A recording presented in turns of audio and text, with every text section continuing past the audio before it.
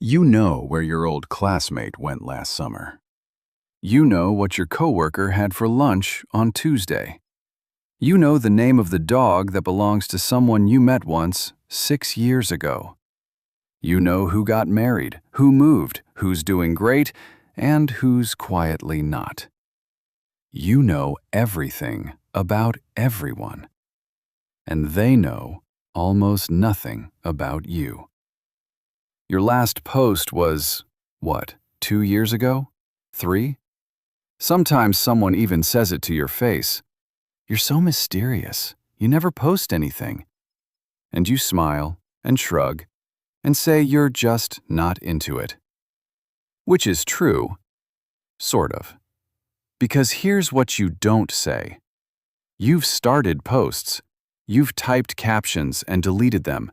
You've held your thumb over the button and put the phone down. Not once, dozens of times. And then you went back to doing the thing you always do. Watching, scrolling, present in everyone's life, visible in none, including somehow your own. If that's you, the one who sees everything and shows nothing, this video is about the real reason why. It's not the reason people assume, and it's not the reason you've been telling yourself. People have two explanations for someone like you, and both of them are wrong. The first one, you have no life, nothing to show, nothing to say. The second one, the flattering one, you're above it all.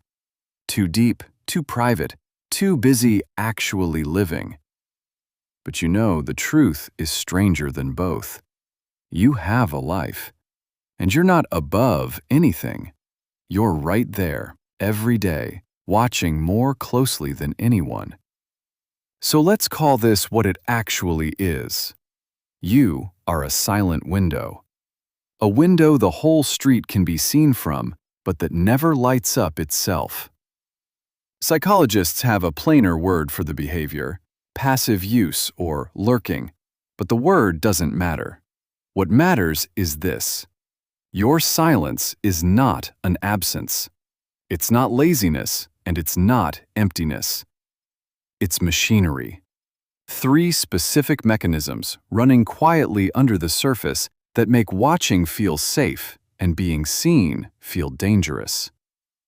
Let me show you all 3, because once you see them, you'll never judge your silence the same way again. The first mechanism is the audience in your head. When most people post something, they're thinking about the people who will like it. When you get ready to post, your mind quietly assembles a different crowd. The old classmate who'd smirk, the coworker who'd read too much into it, the relative who'd comment something awkward, the person you haven't spoken to in years who is definitely, somehow, judging.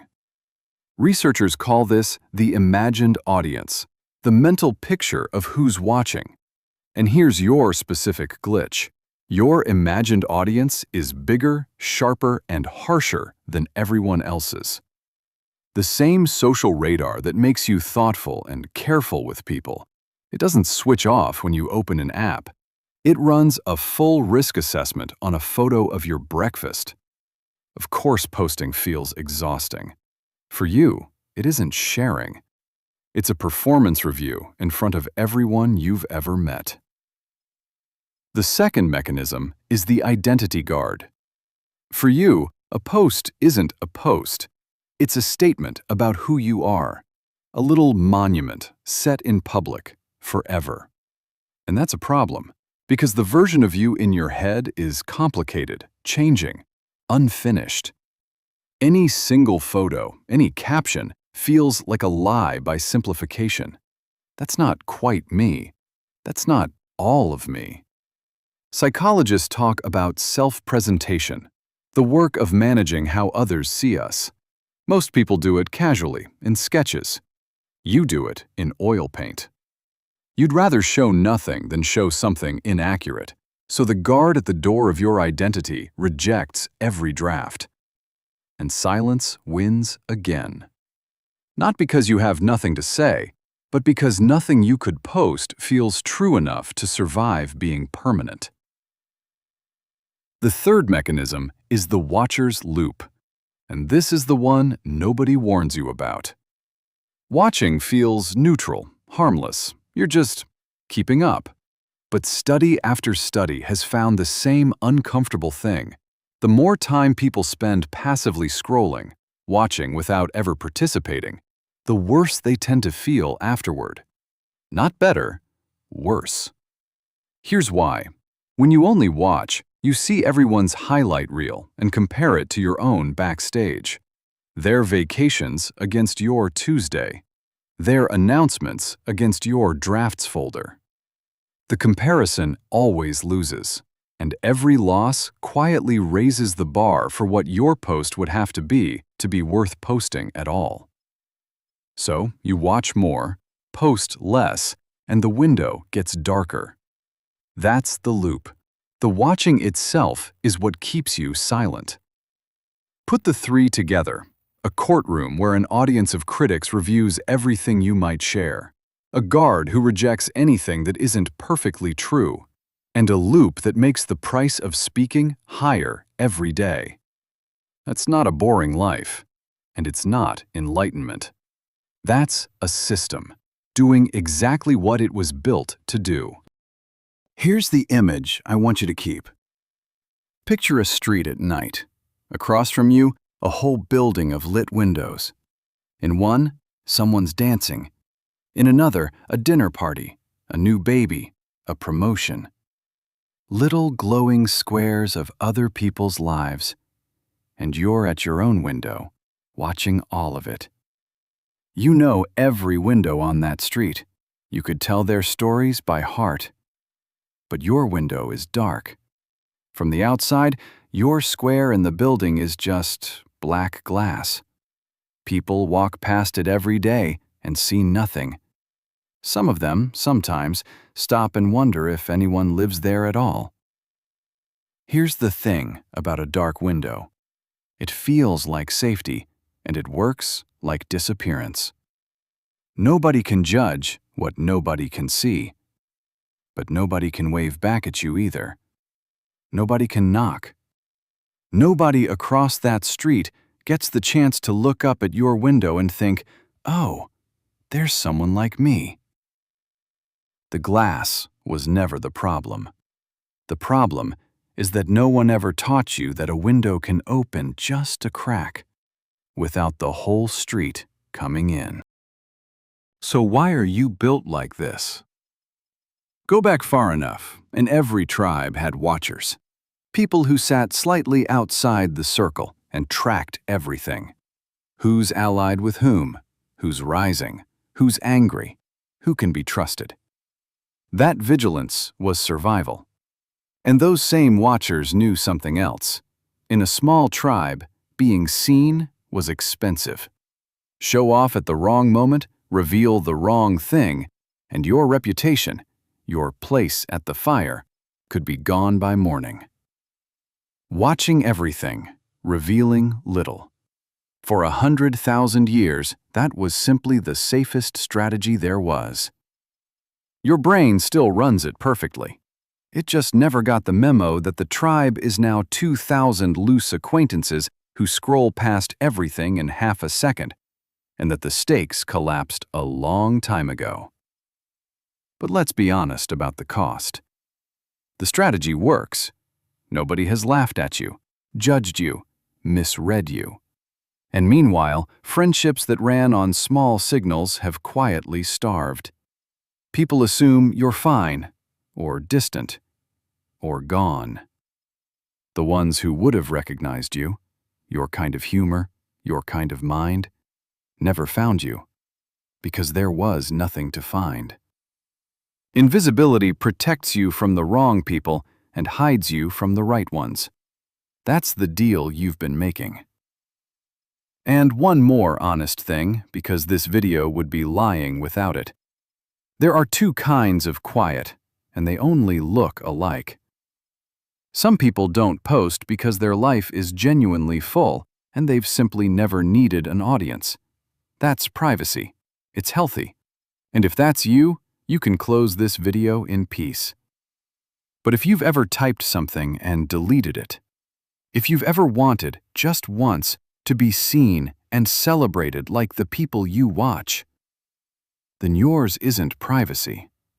It's glass. And glass, unlike character, can be worked with. So how do you open a window that's been dark for years? Not by becoming an influencer, not by posting more, by working with the machinery. 3 tools. 1. Shrink the audience to 1. Remember the courtroom in your head? You can't argue with it, but you can walk out of it. Instead of posting to everyone, send to someone. That photo you almost posted, that thought you deleted, send it to one specific person in a private message. One face instead of a crowd. Psychologists have found that this kind of direct sharing is exactly where connection actually grows. It's the same muscle as posting, showing yourself, trained where it's safe. Do it for a while and the muscle stops shaking. 2. The 70% rule. This one is for the identity guard. The guard demands a post that is 100% true, complete, and permanent, which is why nothing ever passes. So change the assignment. A post is not a monument. It's a wave through the window, a hand raised for 2 seconds saying, "Still here." Nobody archives it. Nobody rereads it in 5 years. So set the bar at 70%. If it's mostly you, it ships. Give yourself 5 minutes, 1 take, no redrafts. You're not publishing your identity. You're just waving. 3. Trade 10 minutes of watching for 1 minute of touching. The loop runs on pure watching, so break the purity. Each day, take 1 minute of your scrolling and turn it active. Write an actual comment, answer someone's story, tell a person the thing you liked instead of silently liking it. Research keeps finding the same pattern. Active personal engagement lifts the same mood that passive scrolling sinks. And it does something bigger. Every small touch teaches your nervous system the one lesson it's been missing: that being visible in small doses is survivable. That's how the glass starts to thin. So here's the truth nobody ever gave you. You were never empty. The silent ones never are. All those years at the window made you the person who actually sees people, who remembers the small things, who notices who's struggling, who pays the kind of attention everyone claims to want. That's not a consolation prize. That's rare. But you deserve to be on the receiving end of that attention too. Somewhere on that street, someone is at their own dark window, scrolling past lit-up lives, feeling like the only one not in the building. They will never know you exist unless, once, you let the light on. You don't owe the world a feed. You owe yourself a crack in the window. One wave. 70% true. That's enough. Now, one last thing about you, watcher. That radar of yours doesn't just see posts. You feel it instantly when something shifts in a person, when someone's mood turns toward you before they've said a single word. You always know. And you always assume it's your fault. Why that happens and what that radar really is, that's the next video. I'll see you there.